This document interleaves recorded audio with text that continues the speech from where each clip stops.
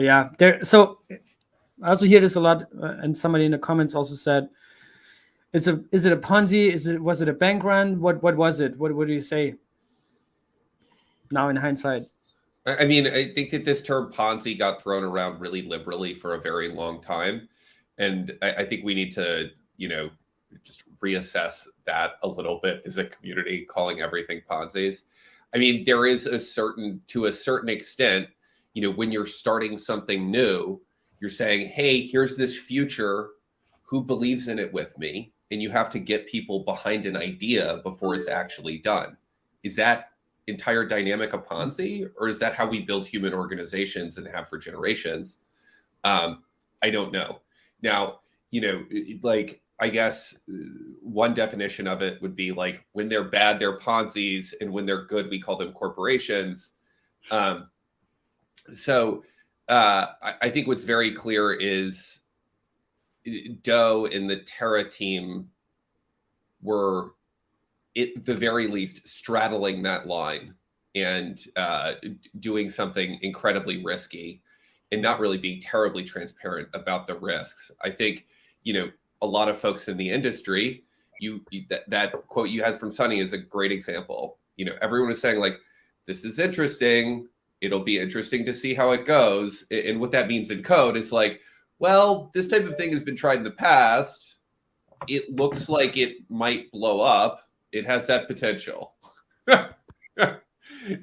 So, yeah, it's like, was it a Ponzi? I don't know. Was it an unstable system that was prone to runs? I think that was pointed out by many observers, and that's what we saw.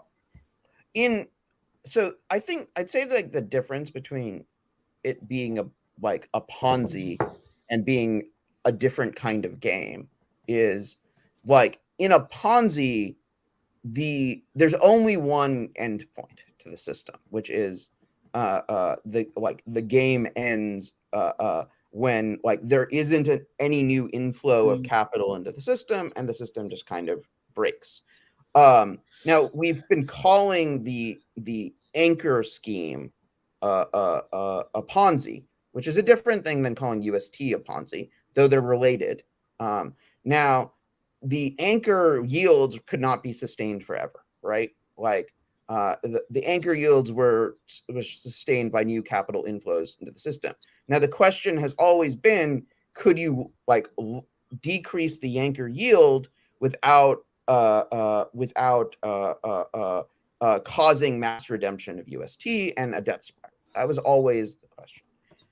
That's largely the way that the question of is Luna sustainable, is UST sustainable, had been posed, which is at some point we have to take this this marketing spend that we're doing through the anchor yield mechanism. Yeah, did you just get a message? Yeah, I just got a message. Something blowing up again. No, I think always something blowing up. Yeah, I think the anchor component is definitely a big thing, because I think at some point 70 or 80% of the UST circulating supply was deposited on anchor, which could be perceived as the primary utility or demand driver for UST, for people to buy just to get these 20% yield on anchor, which were subsidized. So, like I said, unsustainable. Yeah, so maybe that the question was always posed in the way of, as we bring down the anchor yields, will you trigger some, really what people were expecting is some significantly milder version of this. Luna price falling by potentially 60% or 70%, not 99% or beyond fall, like basically catastrophic failure. This idea of a multi-billion-dollar funded attack, especially when most players that you would come to the top of your mind as being able to fund a multi-billion-dollar attack on Luna were long Luna, right? Or long the UST ecosystem, right? Alameda, Jump, etc. These are the names that would come to your mind as hey, who could put together a large amount of capital to attack the system? Yeah.